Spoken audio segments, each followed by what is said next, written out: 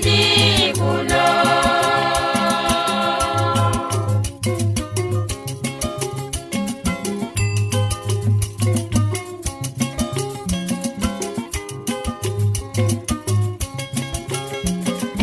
Akabanga nikawakonda kumalero apita kumwamba kwa tate akakumana nivanjalao nikuwafunza gogo makwera kwanji kuno.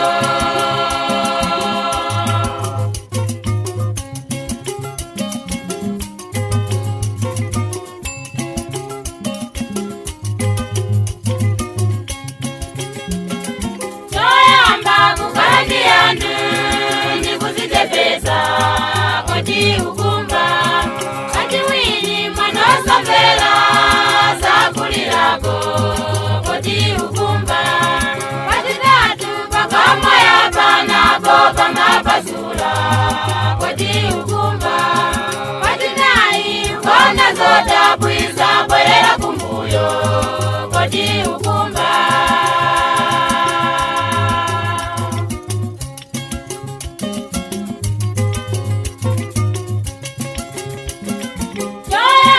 Kukandi yandu nikuzitepeza koti ukumba kati wini mwanosambela sakulirago koti ukumba kati tatu pakamwa ya panapo pamapasula koti ukumba kati nai ukona zoda bwiza bwerera kumbuyo koti ukumba.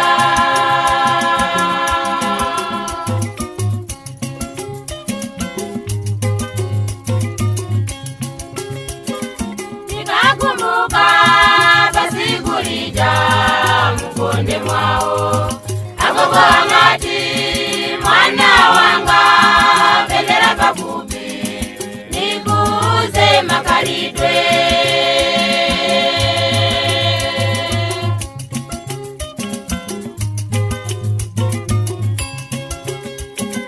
Nikakumbuka pasikulija mukonde mwao agogo angati mwana wanga pendera pafupi nikuze makalidwe.